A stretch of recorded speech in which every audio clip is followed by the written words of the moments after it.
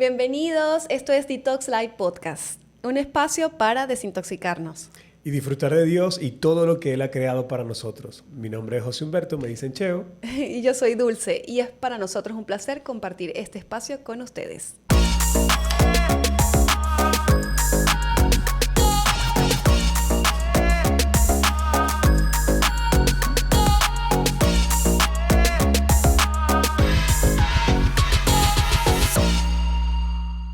Mis queridos, este capítulo va a ser la continuación del anterior, así que ojalá hayan podido ver el anterior porque estamos hablando de un tema súper interesante que son los conflictos en la iglesia. Yes. Sí, hay demasiada tela que cortar, muchas experiencias que compartir, pero también mucha claridad que Dios nos habla y nos enseña a través de su palabra, con lo cual deberíamos entender el conflicto más bien como una oportunidad para crecer, una oportunidad para afinar los vínculos y no para dividirnos, no para apartarnos o para herirnos, ¿no? Así es. Entonces, por eso hemos querido ser intencionales. Este es nuestro segundo capítulo de la trilogía del conflicto, que lo hemos denominado así, porque vamos a distribuir los temas en estos 3 episodios. Este es el número 2. Así es.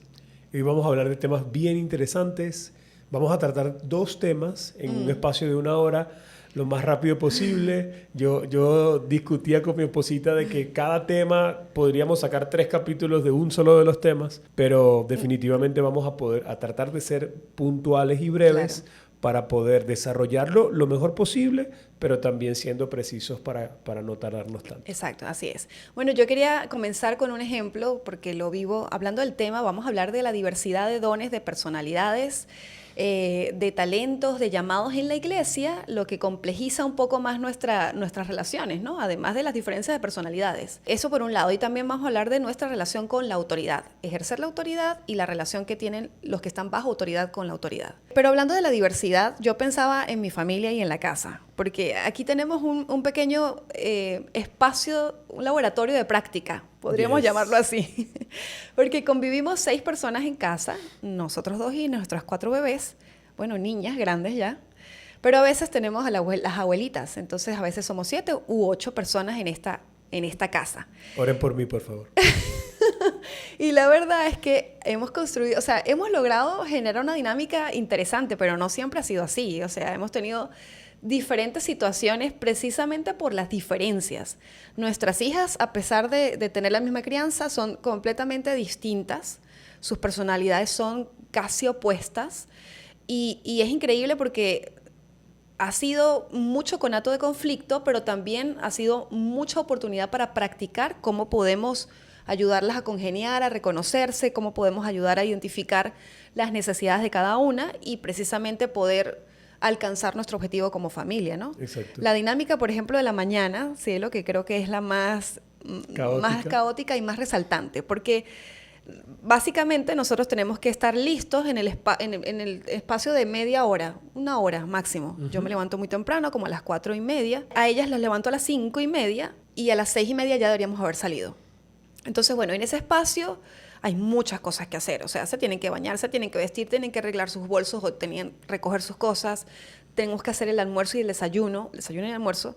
Y bueno, todo eso es bastante trabajo. Entonces, siempre era una discusión o un tema porque el asunto es que cuando no entendíamos y no acoplábamos las diferencias, cada quien asumía lo que el otro debería hacer o pensar. Claro, porque pensábamos ella debería saber o claro, él debería hacer sí, en función de cómo yo lo veo, pero estábamos obviando que la otra persona no lo ve como yo lo veo. Exacto. Entonces, tocó sentarnos. Gracias a Dios que yo casi toda mi vida joven estuve trabajando en equipo, con el deporte, a través del baloncesto, de voleibol e incluso softball. Siempre estábamos yo soy una persona de equipo, constantemente. Sí. Entonces, bueno, somos un equipo.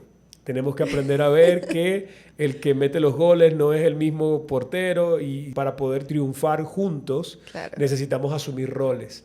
Y ahí es donde cabe todo este diseño maravilloso de Dios, de poder entendernos, comprendernos, tolerarnos, conocernos. Y amarnos, amarnos y sacar provecho quizás de los atributos, ¿no?, que distinguen a otro. Pero entonces, distribuimos las tareas. Mi esposo nos ayudó mucho en eso, porque antes nos íbamos a matar y uno asumía que, bueno, pero ¿por qué tú eres desconsiderada? ¿Pero por qué no haces esto?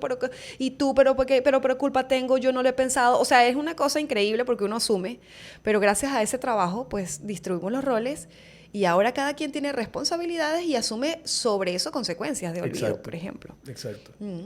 Sí, y lo mismo pasa en la iglesia. Exacto. En la iglesia pasan cosas muy similares. Aquí tenemos en la familia personalidades distintas, pero la palabra de Dios nos recuerda que tenemos dones diferentes, ministerios diferentes, y a ver, no es lo mismo un profeta que es un tanto improvisado, a veces es un tanto, no improvisado porque él quiere improvisar, sino que recibe algo de Dios y cambia.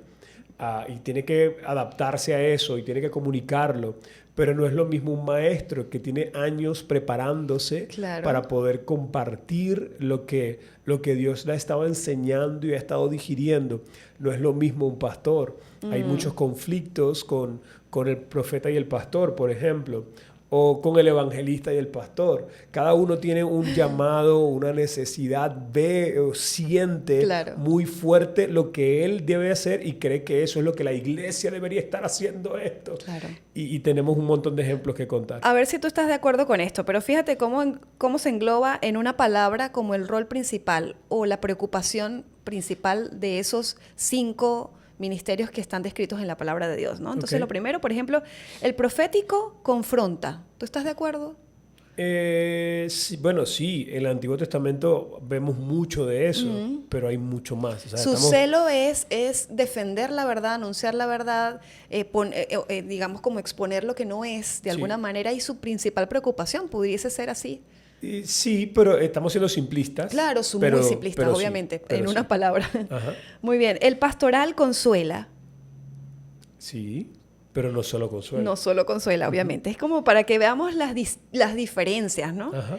El evangelista arriesga. Sí, no es lo único, pero sí. Claro. El maestro estructura. Sí.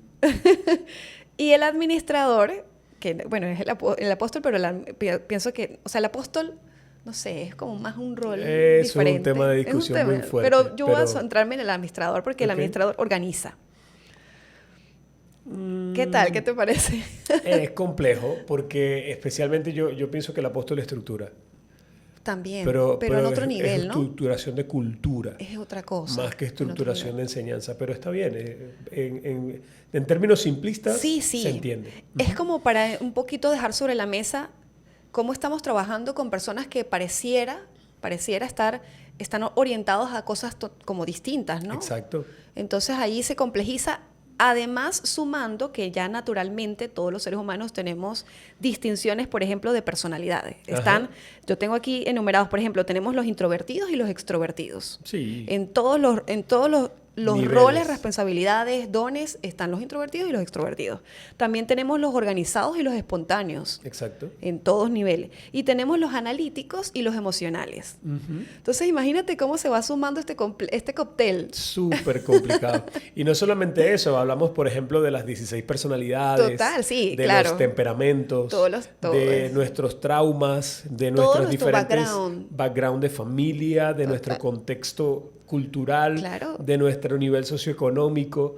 Entonces, normalmente los seres humanos nos relacionamos con personas similares a nosotros. Total. Hablábamos de eso en estos días, de que hay 2 tipos de personas con las que normalmente nos relacionamos. La primera son las personas que tienen cosas en común, como que nos sentimos bien. Claro, que se parecen a nosotros de alguna manera. Sí, de cierta manera nos comprendemos y sentimos cierta afinidad, complicidad. Pero también hay otro tipo de personas con las que nos relacionamos y es con las que tenemos cierto interés. Exacto. Queremos que nos ayuden de alguna manera económica, intelectual, política. Sí, nos podemos aliar para un objetivo en común. Para un objetivo. Entonces yo siento que con esas 2 personas me alío naturalmente, con las que tengo mucho en común o con las que tengo algún interés. Claro. Pero en la iglesia nos reunimos con todos los que Dios traiga, aunque no tengamos ningún interés y aunque no tengamos nada en común. Yo creo que la única manera de que ese cóctel súper extraño pueda funcionar es por el poder del Espíritu Santo. Totalmente. Y por la humillación que nosotros tengamos a la palabra. O sea, yo creo que Pablo que escribió mucho de este tema, él sufría, ¿no? Con todas estas diferencias y decían, Dios, o sea, era como, yo me puedo poner un poquito en sus zapatos en el sentido de cómo enseñar a esta gente a trabajar por un solo objetivo. Los versículos que hablan de que somos distintos, pero tenemos un mismo espíritu. Yep. Pensamos diferente, pero servimos a un mismo Señor. O sea, era como tratar de poner en la balanza que a pesar de las diferencias, el peso que nos une es mayor. Claro. Entonces, de alguna manera, para entender que el conflicto no necesariamente viene para dividirnos o separarnos, sino simplemente nos enseña que tenemos que ser más humildes, más amables, más tolerantes. Más maduros, menos egoístas. Total. Mira, si hablamos de la Biblia, ¿no? Hay figuras maravillosas que la palabra de Dios plantea de forma que podamos comprender esto a mayor profundidad. La primera es el cuerpo. Tenemos distintas partes de un mismo cuerpo donde Cristo es la cabeza. Pero hay otra que plantea Pedro, dice que somos un templo espiritual formado por piedras vivas. Y me encanta esa analogía porque las diferentes partes del cuerpo son distintas. No es lo mismo la mano que el ojo. Exactamente. Totalmente diferentes. Pero también cuando hablamos de un edificio o un templo santo formado por piedras vivas, cuando tú ves una arquitectura formada por piedras, las piedras no son iguales. Claro. No estamos hablando de ladrillos, donde a veces tenemos la idea de que la forma de poder hacer un edificio tiene que ser ladrillos perfectos. Sí, exacto. Iguales, pero las piedras son totalmente distintas y tiene tanto su poder como su belleza intrínseca. Total, ¿no? exacto. Entonces, entender que no tenemos por qué ser iguales, pero sí estamos llamados a ser uno. Y eso implica honra, humildad, un montón de cosas interesantes que pasan en el corazón del hombre. Yo tengo aquí una serie de choques típicos, precisamente entre estos ministerios, y me gustaría conocer tu opinión al respecto, ¿no? Por ejemplo, hablamos de esa preocupación del pastor, pero fíjate esto, en una situación el profeta podría decir, hay que confrontar el pecado, esto no puede ser así. Pero el pastor podría decir, vamos a acompañarlo, vamos a ser pacientes, démosle tiempo al hermano. ¿Me explico? Entonces, fíjate ya las contraposiciones y donde hay que encontrar con madurez un equilibrio para hacer ambas cosas, ¿no? Demanda de mucha madurez. Otro, por ejemplo, el maestro dice, antes de lanzar un evento debemos revisar el contenido, la doctrina, las bases bíblicas. Eso es correcto. Yo estoy totalmente de acuerdo con eso. Claro.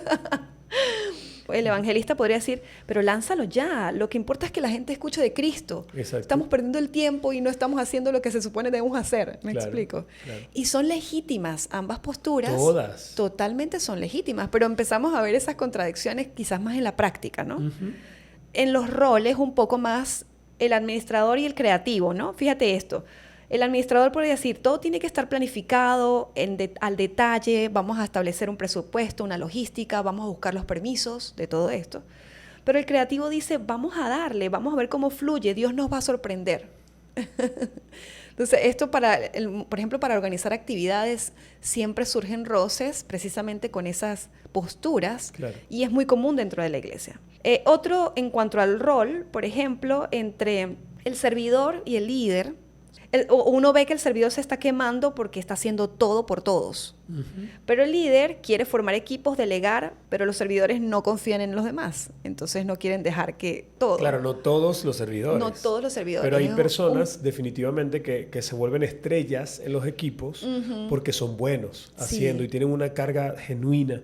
Sin embargo, cuando estas personas tienen algunos ingredientes en el corazón, como por ejemplo que no confían en otros o que no toleran a gente que no tenga el mismo nivel de compromiso que ellos. Claro. Entonces ellos asumen todo. No, yo lo hago.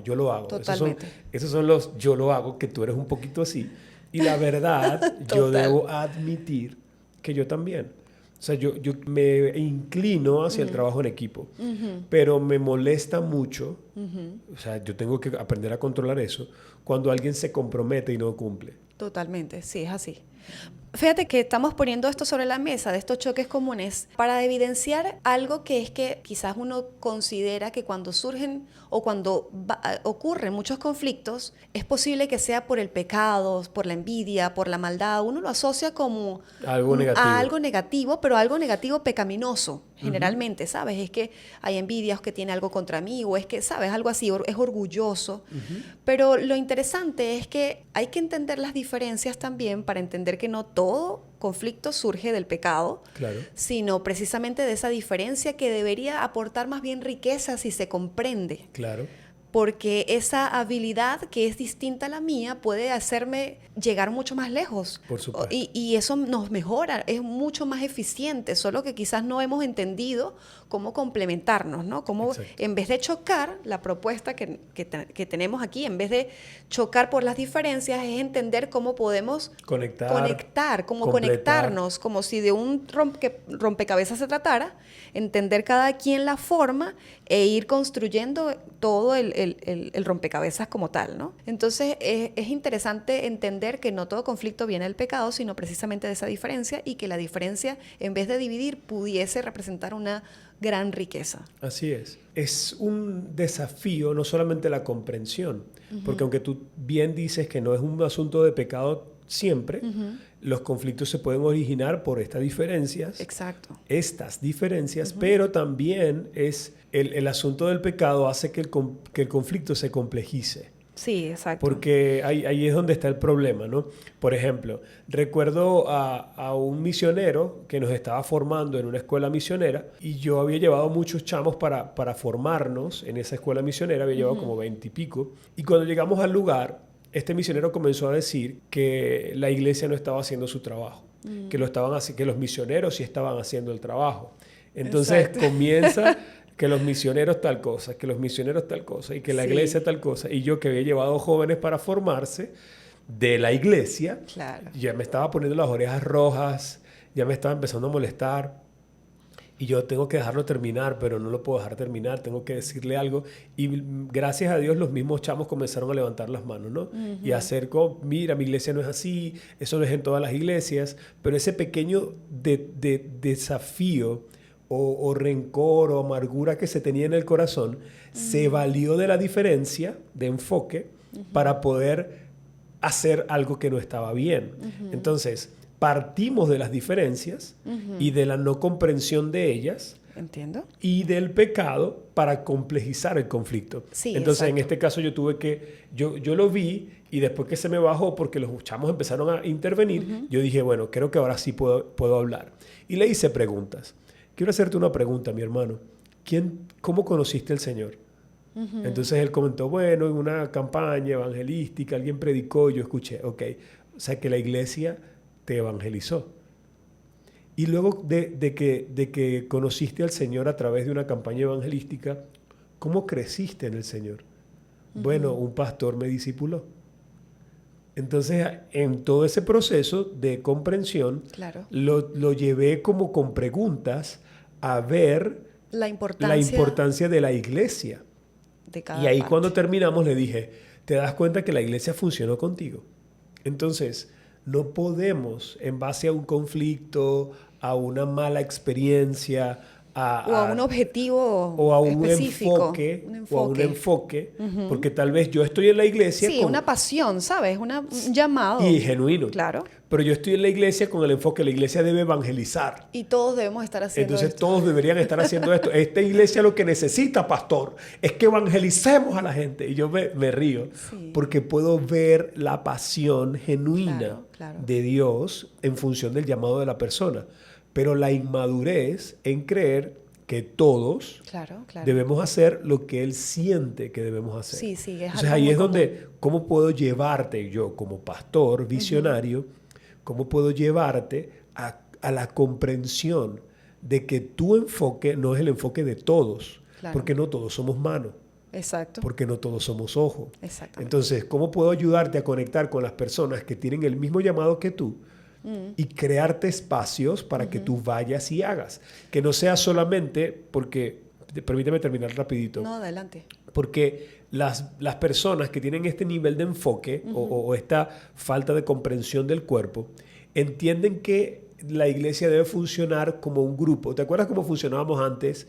Como como ministerio juvenil. Sí. Que vamos a bailar. Entonces todos a bailar. Vámonos en misiones. Claro, entonces todos a misiones. Era más sencillo, era lo más práctico y lo más eficiente porque éramos pocos. Claro, y también eran adolescentes. En cierta manera es la etapa de vida en la que tú pruebas cosas. Y estás acostumbrado a estar en grupo. Para comprender cuál de ellas es tu llamado. Claro. Pero cuando ya eres una persona adulta, y cuando tú manejas una iglesia que ya no son 80, son 300 personas o 400 personas o más, tú tienes que decir, hey, no todo puede ser. El pastor dice, todos hagamos. Totalmente.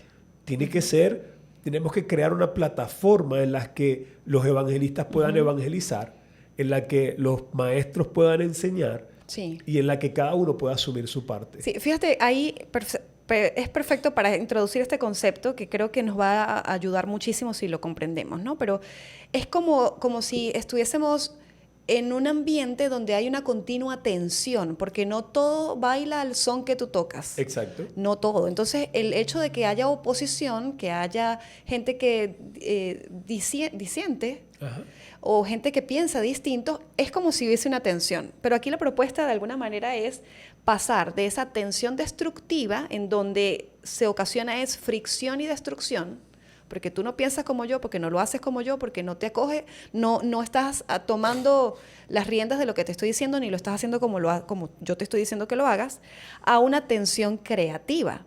La tensión creativa es precisamente pasar de esa fricción y división a algo que aporta sinergia, creatividad y madurez emocional y espiritual. Eso es maravilloso, porque esa tensión que siempre te está mostrando algo distinto a lo que tú ves, que te expone tus puntos ciegos, que deja, digamos, como en evidencia tu debilidad, pero que no necesariamente es para esconderla, sino precisamente para apoyarse en otro que tiene una fortaleza. Claro. Entonces es pasar a esa tensión creativa, que es maravillosa. Fíjate que entramos en una espiral de crecimiento que nos lleva a otro nivel. Y creo que siempre ha sido el objetivo de Dios, hacernos depender unos de otros, o sea, que estemos trabajando como un cuerpo, que nos necesitemos los de unos a los otros y que dependamos de la dirección de una sola cabeza, que es Cristo, ¿no? Sí, yo creo que la tensión siempre está. El desafío es interpretarla correctamente y poder incluso disfrutarla, porque no es solamente tolerar las faltas de mi hermano, porque a veces no todo lo que yo creo que es una falta realmente es una falta. Lo es. Creo que el desafío más bien es poder comprender que somos un cuerpo, que tenemos diferencias. Total. Y esa tensión que sentimos, no interpretarla como algo que me destruye, sino interpretarla como algo que me hace crecer. Recuerda, hace un tiempo atrás teníamos una frase que era bendita presión. Era una bendita presión que me hace crecer. Totalmente. Bendita presión que me hace buscar al Señor. Yo tengo una frase muy personal y muy íntima con Dios que me robé de ti. No me robé, sino que creo que pues, me ha influido positivamente en eso. Pero tú hablabas de esa presión y recuerdo que, por ejemplo, es muy evidente en el básquet, ¿no? Esa presión de que otros jugadores o el nivel de excelencia que haya en determinado partido, pues te invita a dar más o menos de ti. Y yo recuerdo que de alguna manera te hacía prepararte más o menos para algo. Y yo tomé eso para mí. Yo le dije, Señor, yo necesito para hacer lo que tú me has llamado a hacer, que me marques a presión. Márcame a presión. Y se ha convertido en una petición de oración continua porque quiero hacer las cosas bien. Y siento que a veces me puedo relajar demasiado, me puedo distraer, me puedo ir por la tangente, me puedo confundir entre mis propios deseos o anhelos que no necesariamente vienen del Señor. Entonces lo que quiero es que el Señor me ponga una especie de muro de un lado y del otro donde yo no tenga más opción que seguirlo a Él y que la presión me marque. Y la verdad es que ha sido así. Porque yo siento que mi vida es demasiada presión en muchas cosas, ¿no? Sí. La maternidad, el país, nuestra dinámica, tenerte a ti como esposo, todo eso es... Gracias. Porque no es o sea, creo que tengo que estar a la altura. O sea, no es malo, sí, sino claro, bueno. Arréglalo. Porque es que tengo que estar a tu altura, sí, porque si no... Échale tape. Pero ¿cómo quedó? Sí, ¿Quedó bien? Es un buen intento. Cónchale, ellos no saben. El caso es que yo siento que mi vida sí me marca presión, pero esa presión yo la tomo como algo maravilloso, que no me deja descarrilar. Exacto. Interpretamos la presión de que nosotros tenemos 4 pares de ojos que constantemente nos están viendo. Total. Cómo nos tratamos, cómo afrontamos la vida, cómo caminamos con respecto incluso a la iglesia, cómo estamos hablando y trancamos el teléfono y qué decimos después que trancamos el teléfono. Sí. Ellas nos están viendo constantemente y hemos cometido errores y cuando vemos que una nos está viendo decimos, sí, bendita que no, presión. como mamá ya vamos a desarrollar toda una temporada de nuestra vida en familia. Yes. Y de muchas cosas que la Biblia tiene para enseñarnos acerca de la parentalidad y de la vida de la pareja. Uh-huh. Y de eso vamos a hablar muchísimo. Pero ciertamente, o sea, es la presión del testimonio para con otros, para con nuestros hijos, pero también con muchas parejas que nos dicen, claro, como hay tanta necesidad de que no hay modelos. Hay escasez de modelos. Hay escasez. Y no entonces, que no hay, porque sí hay. Los hay. Pero hay muchos pedestales vacíos. Me acuerdo que es una frase... De mucho. ¿De qué? No, Cheo, de mucho no. De Mulan, dice, imagínense ustedes. No.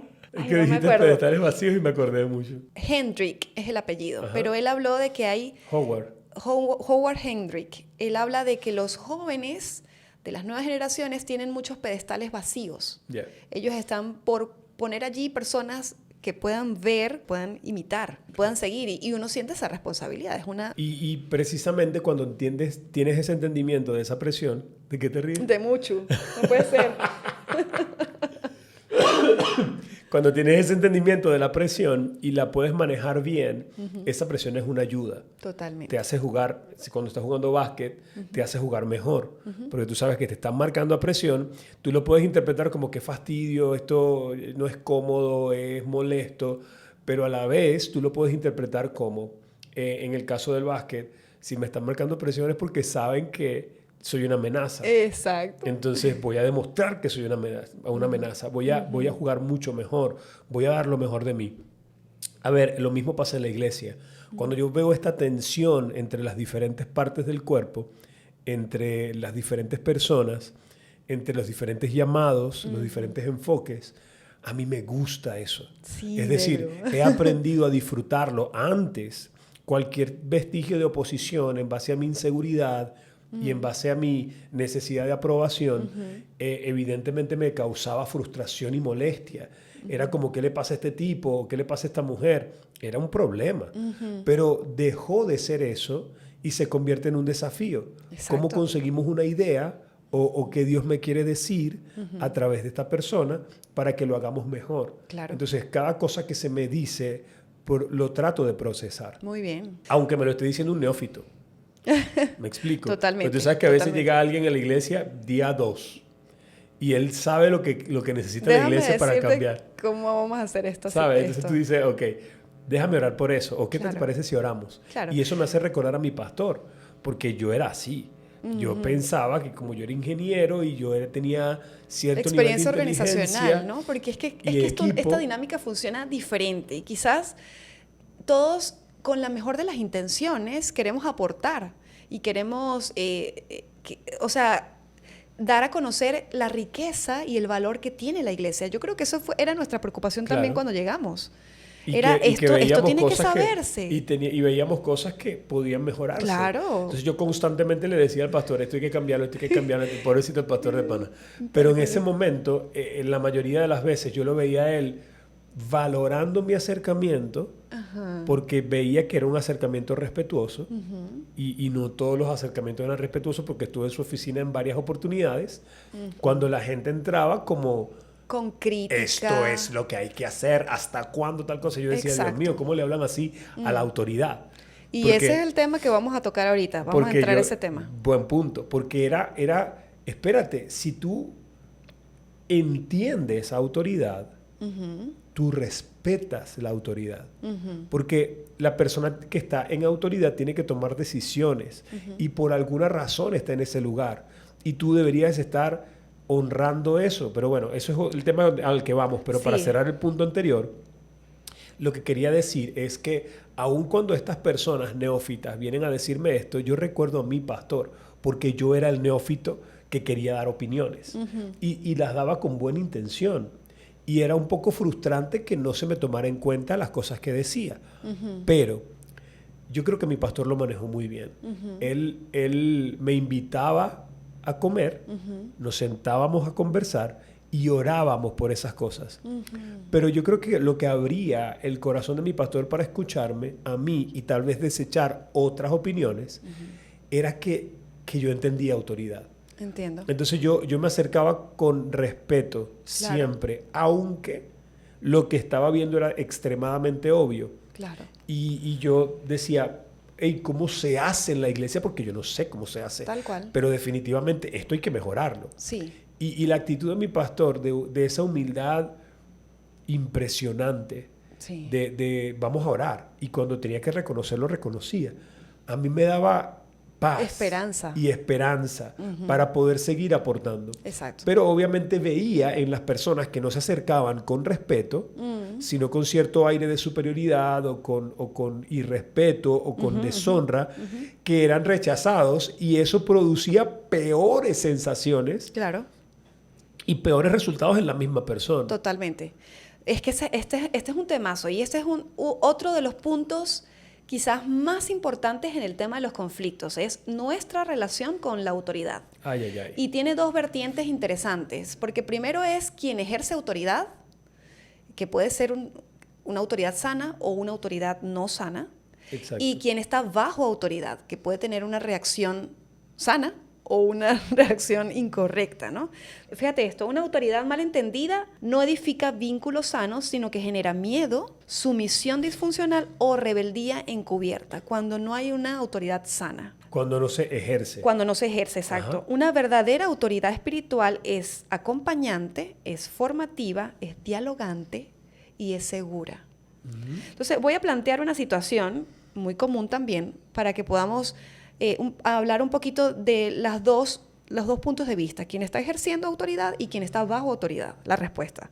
Entonces, en una junta de liderazgo, por ejemplo, dentro de una iglesia, imagínate una reunión de líderes de ministerio y allí el pastor plantea una nueva estrategia. Vamos a hacer esto y lanza su plan. Al plan del pastor, a esa estrategia, ocurre lo siguiente en las personas que escuchan. Unos líderes dicen, no estoy de acuerdo, pero mejor me quedo callado, no quiero problemas. Es una reacción y bastante común. Sí. Otro líder podría susurrar a alguien que está a su lado, siempre es lo que él quiere. Que es distinto, ¿no? En primer lugar vimos al que dice, no, yo no estoy seguro si eso es, pero yo no digo nada. El otro dice, esto es siempre lo que él quiere, o sea, es más una rebeldía pasiva. Y otra persona podría decir, mejor lo vamos a hacer a nuestra manera sin decir nada. Este es otro tipo de rebeldía un poquito más abierta, ¿no? Entonces, ¿te ha pasado, tú has tenido una reunión así, que has escuchado que personas, amigas tuyas han tenido reuniones? No, total, y el amigo de un amigo también.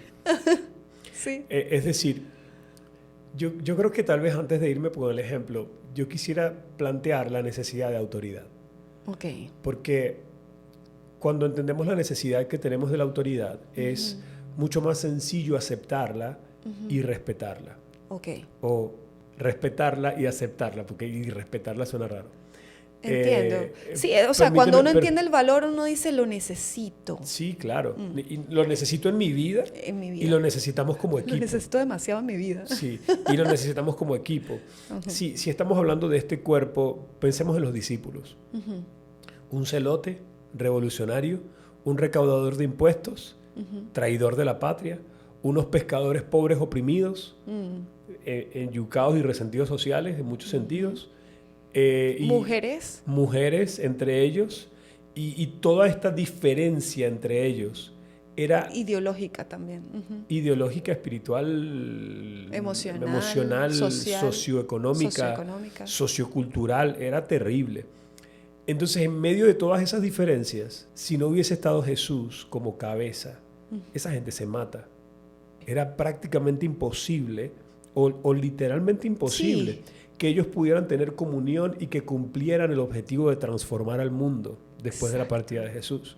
si no fuera por el Espíritu Santo y si no fuera por la autoridad de Cristo en ellos, pasando con ellos el suficiente tiempo para demostrarles que casi todo lo que había en su corazón estaba mal. Exactamente. Entonces la autoridad para ellos de forma personal fue imprescindible. Totalmente. Alguien tenía que confrontarles, alguien tenía que mostrarles la maldad que había en ellos, alguien tenía que hacerlo. Y alguien tenía que hacerle de poner las armas. Me acuerdo, ¿sabes? Entiendo que esto es lo que tienes y esto es lo que sabes, pero yo te voy a enseñar otra manera. Exacto, alguien tenía que hacerlo. Entonces, si no había ese alguien, era imposible que hubiese unidad en ellos. Era imposible que caminaran como equipo, era imposible. Todo eso era imposible, porque la autoridad se hace necesaria en medio de tanta diversidad. Totalmente. Y la autoridad no es un punto en el que tú estás ahí para oprimirme. Sí. O yo lo haría mejor si estuviera en tu lugar. Porque eso lo que demuestra es orgullo. Yo mismo he pensado eso en muchas oportunidades, lamentablemente. Pero he tenido que respetar la autoridad y he tenido que recordar que es Dios quien promueve a sus santos. Como es Dios quien promueve a sus santos, vamos a Romanos 13. Romanos 13 dice: porque el que se opone a la autoridad establecida por Dios, a la autoridad, a lo establecido por Dios se opone al mismísimo Dios. Claro. Entonces, cuando mi corazón está en orden con Dios, yo acepto la autoridad y ayudo a la autoridad, porque ya sé que no está ahí para oprimirme.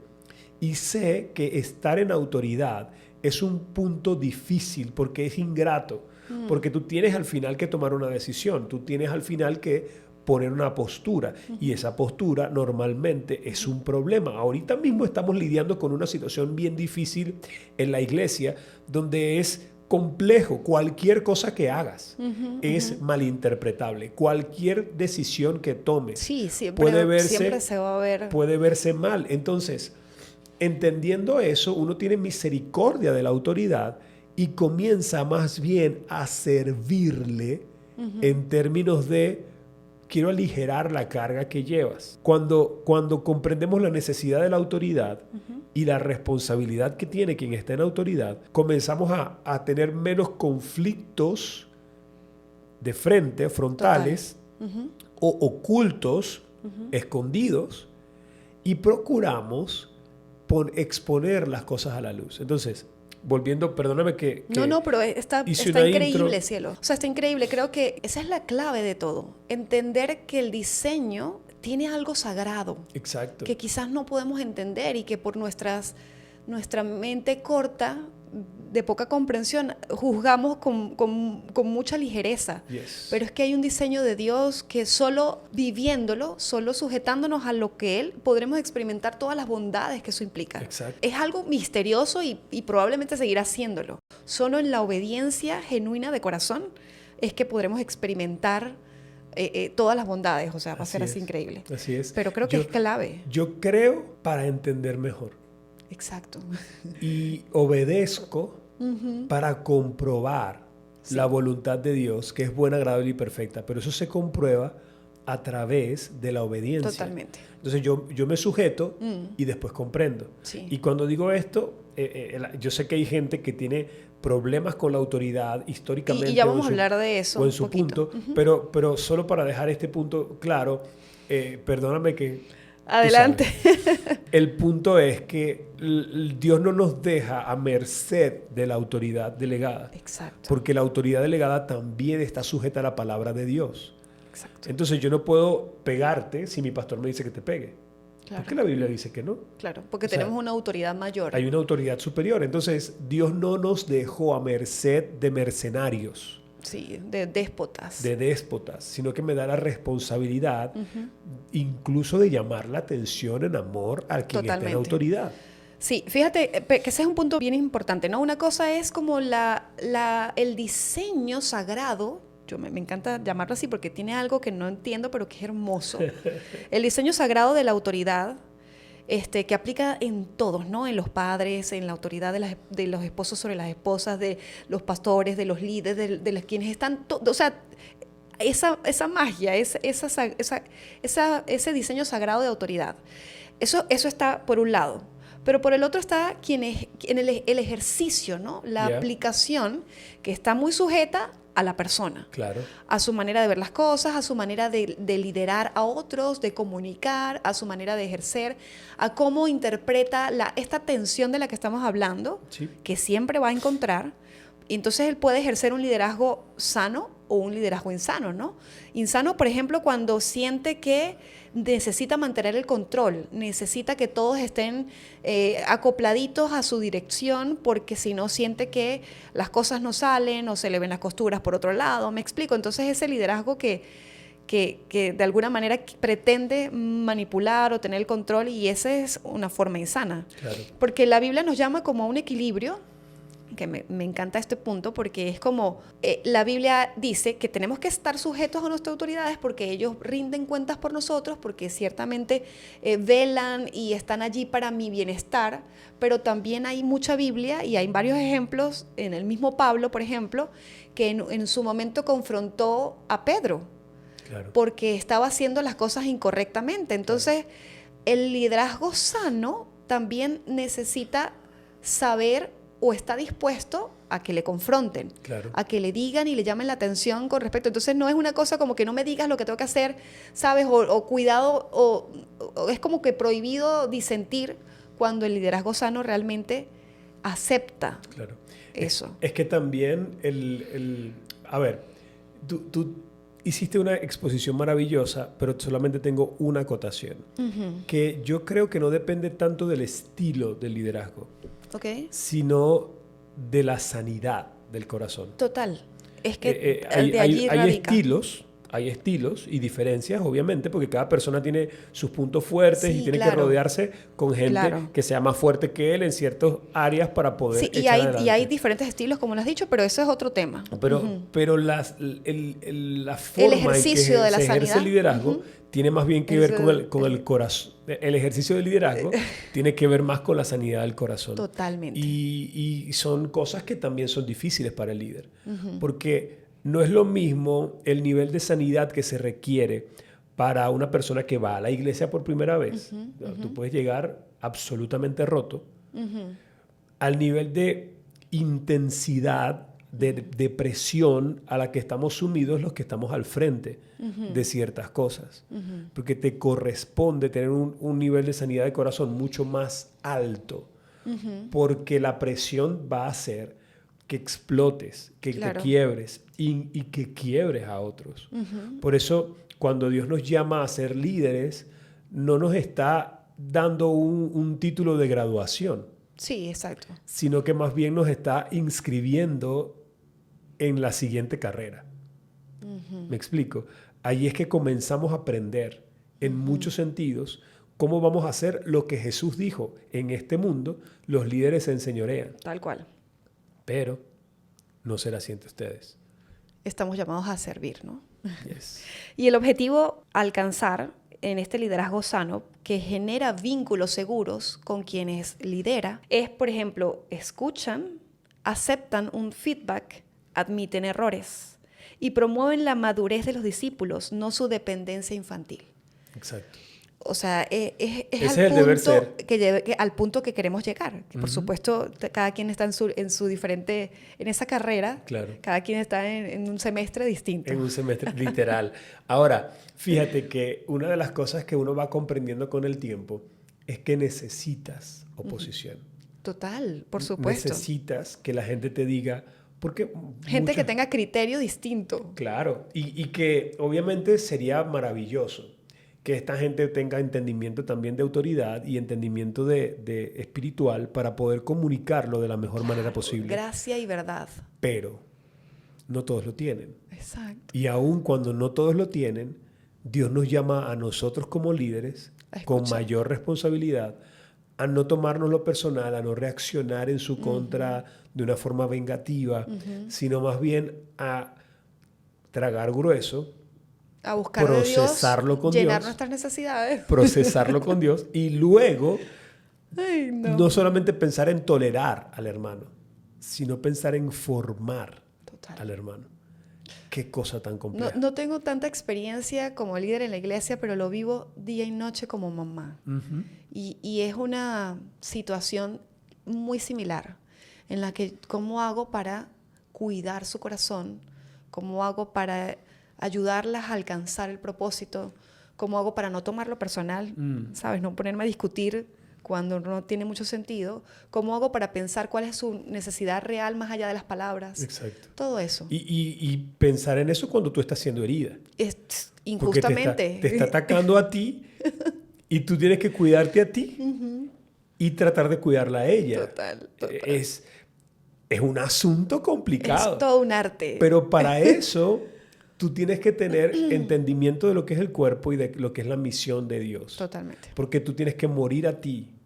Tú tienes derecho a quejarte, Así es. a defenderte, a atacar. No tienes derecho, pero tienes la tentación. Pero podrías tenerlo. Y podrías usar toda la autoridad que Dios te dio para pisotear a la persona. Sí, tal cual. Pero tienes que cuidarte. Sí, total. De no caer en y esa cuando tentación. estamos hablando del liderazgo en la iglesia, con más razón, porque representamos al Dios del universo, nada más y nada menos. Por eso necesitamos su gracia y su guía. Fíjate, bueno, ya hablamos un poquito de la perspectiva del líder. Ahora del otro lado, de quienes están bajo autoridad, ¿no? Porque también hay una diversidad enorme de la gente, de cómo reacciona y esa relación con la autoridad. Pero hay ciertas características comunes.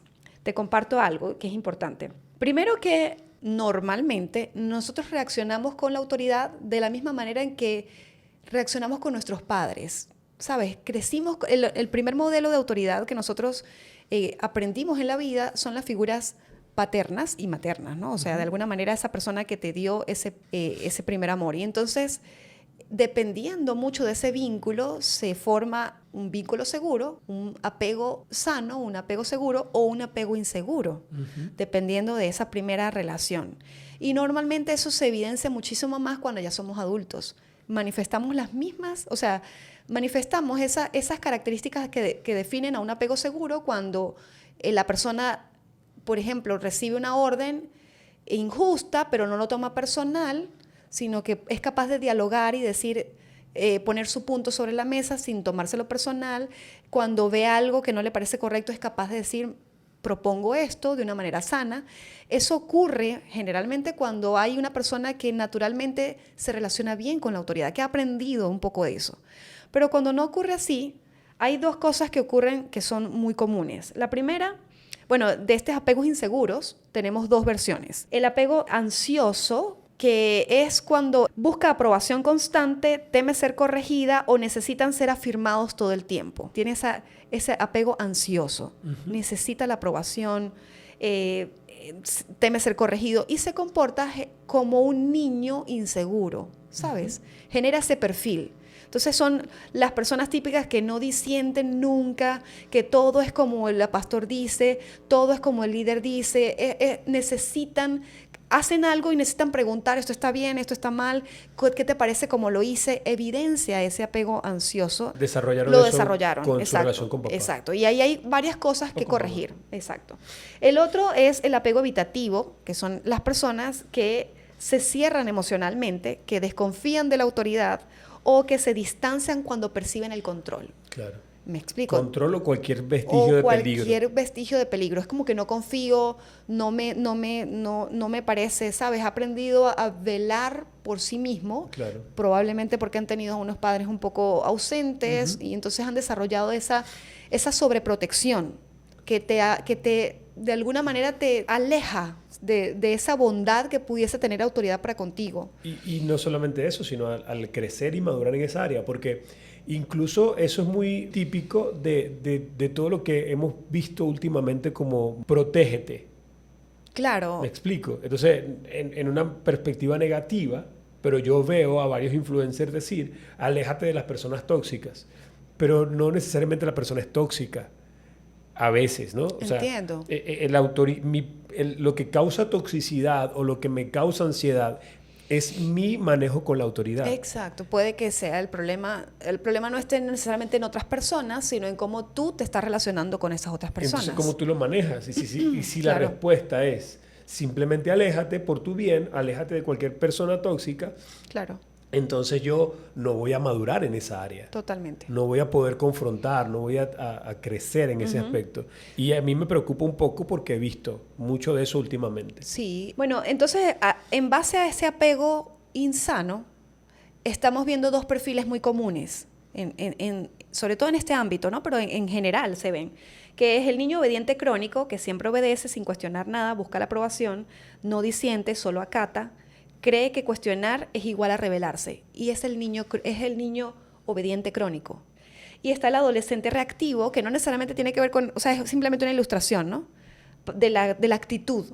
El adolescente reactivo que desconfía de la autoridad, que se revela de forma automática, que interpreta cualquier corrección como control, que busca la autonomía a toda costa, incluso con actitudes desafiantes o pasivo-agresivas, y que tiene dificultad para confiar.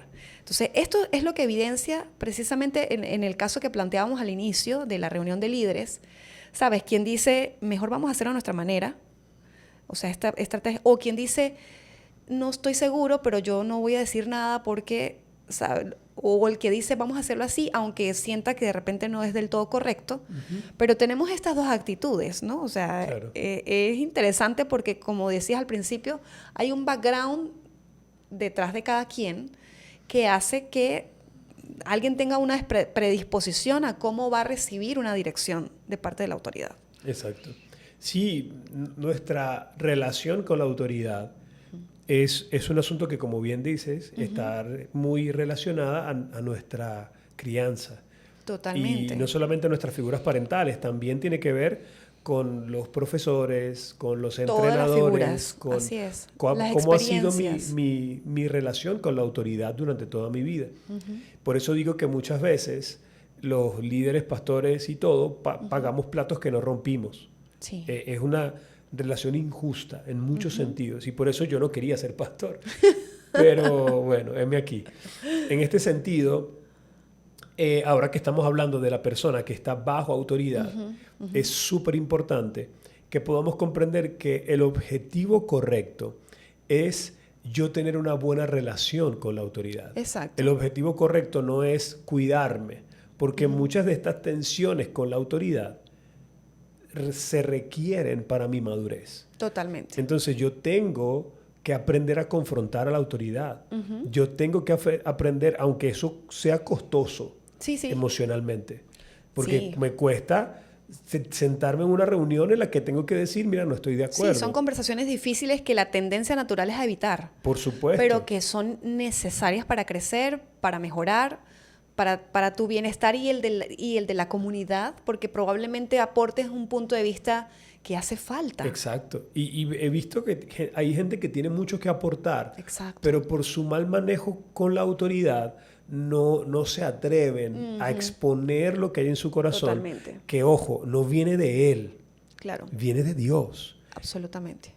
Muchas veces. Y perdemos de poner en la mesa del Señor, donde Dios nos plantó, lo que estamos sintiendo y pensando, precisamente porque tenemos esta incapacidad de confrontar a la autoridad o no sabemos cómo manejar esta relación con la autoridad. O sea, entonces, fíjate, lo que la Biblia nos invita, como para cerrar este punto, es a los que estamos bajo autoridad, es a tener una obediencia a la autoridad, pero una obediencia madura. Exacto. Entonces, una obediencia madura no es pasividad, ni nada. es sumisión ciega. ¿Sabes? Como que sí, como que esto es ley lo que diga. No, es una obediencia pero madura. Y eso implica una responsabilidad para, primero, escuchar, disentir, obedecer lo correcto, dialogar lo dudoso y confrontar lo incorrecto. Exacto. Y a eso, o sea, que se dice fácil, ¿no? Sí. A nosotros pero nos qué tocó, bello ¿te acuerdas? la meta. ¿Te acuerdas cuando nos tocó hablar con nuestros pastores de algunas situaciones que no estaban bien? Ese tiempo fue durísimo. Fue muy duro. Y recuerdo que tuve una conversación con Álvaro, con el pastor Álvaro, que es uno de nuestros mentores. Y él me dice, hay que aprender a cubrir y no encubrir.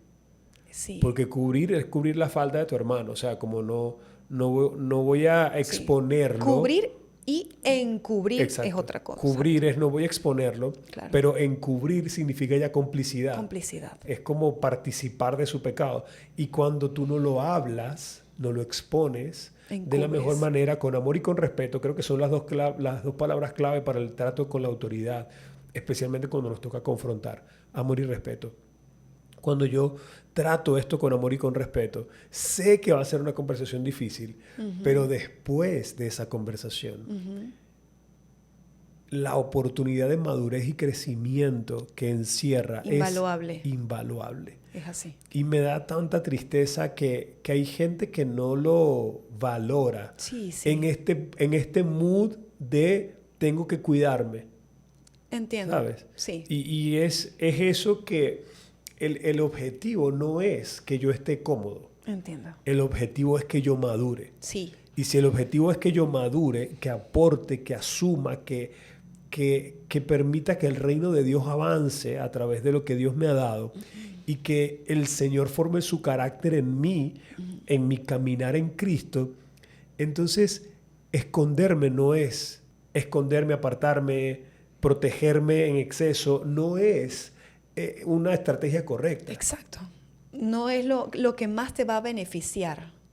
Al contrario, yo creo que es una trampa del enemigo muy bien camuflajeada porque de alguna manera es como te permite posponer lo que sea que haya que enfrentar, ¿sabes? Exacto. Es más cómodo. Exacto. Y como es más cómodo, pues uno puede incurrir en el hecho de que, bueno, de repente lo olvido, ¿sabes? A mí me cuesta confrontar, claro. Tú lo sabes. Ha sido para mí uno de los grandes desafíos, pero cada vez estoy más convencida de que necesito, por mi bien, por el bien de los demás, por honrar al Señor, que creo que es lo que más me motiva a hacerlo. Y lo he aprendido a hacer con mis hijas, ya lo hago bastante bien, bastante recurrentemente.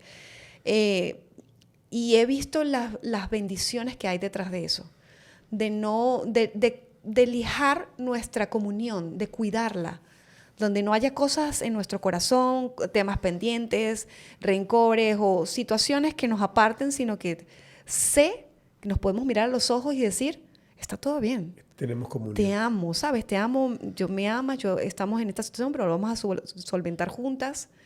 Y es necesario, o sea, la comunión, el nivel de comunión que se siente es tan valioso, como dices tú, que definitivamente no vale la pena posponer una conversación difícil para poder sentirme un poquito aliviada un momento. No, para nada. Si el amor me obliga más bien a limar lo que haya que limar. Exacto. Y el amor me obliga a hablar lo que tengo que hablar. Y en obediencia a la palabra, porque dice, no deje que el sol se ponga sobre tu enojo. Totalmente. Y dice también, levanten manos santas sin ira ni contienda. Así es. Es que en este tema de cuidar el corazón de las emociones, es preferible hacerlo a la manera de Dios. Yes. Porque estamos pensando que cuidamos el corazón al alejarnos de esa gente difícil, de esos problemas, de esas conversaciones complicadas, y no entendemos que realmente estamos haciéndonos más daño que beneficio, porque en realidad no podemos ver y entender del todo lo que se está gestando espiritual y emocionalmente en nuestro corazón, que probablemente no somos conscientes. O sea, hoy la neurociencia nos permite ver, por ejemplo, tan sencillo como los efectos de las emociones negativas o las emociones no expresadas. Ahora entendemos, gracias a estos estudios, que la emoción comunica algo hacia afuera, es decir, tú puedes estar molesto, tú puedes estar triste y tú estás evidenciando ese rostro, pero también hay un mensaje al interior de las células.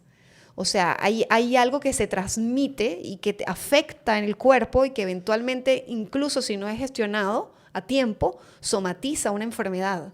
Entonces, de repente resultas con una complicación que tú no entiendes de dónde salió y resulta que es el estrés o es la tensión que has vivido mal manejada por mucho tiempo, de situaciones que no has resuelto, personas que no has perdonado, conversaciones difíciles que has pospuesto y que tienen ese tema allí pendiente contigo y uno ni por aquí. Claro. Pero es que siempre fue mejor obedecer a Dios, quien nos hizo, quien nos conoce, quien sabe cómo funciona el cuerpo humano y que te dice, perdona rápido. Exacto. Resuelve rápido. Y habla, confronta. Habla, saca tu emoción y lima, porque la comunión y el amor te va a unir, te va a potenciar, te va a hacer saludable, te va a ayudar. Entonces, en temas de protección, yo confiaría en quien diseñó el cuerpo. Claro. Hay que hacerlo a su manera. Entonces, bueno. Sí, ya se nos acabó el tiempo, mamá. Sí. Por eso yo te decía que era mejor hacer 2 programas, porque estos temas son No, pero cerramos Sí, aquí. pero bueno, vamos a cerrar. Vamos a cerrar con básicamente contarles, amigos, que nuestro deseo con tratar estas cosas es que podamos aportar en función de la experiencia que tenemos y los conocimientos que hemos estado adquiriendo en el tiempo. Y para nosotros es realmente preocupante en términos pastorales y en términos psicológicos también, cómo hemos ido tanto en el asunto de no discernir el cuerpo, no entender nuestras diferencias y manejar mal la presión que estas diferencias traen, cómo nos hemos estado separando o deshonrando.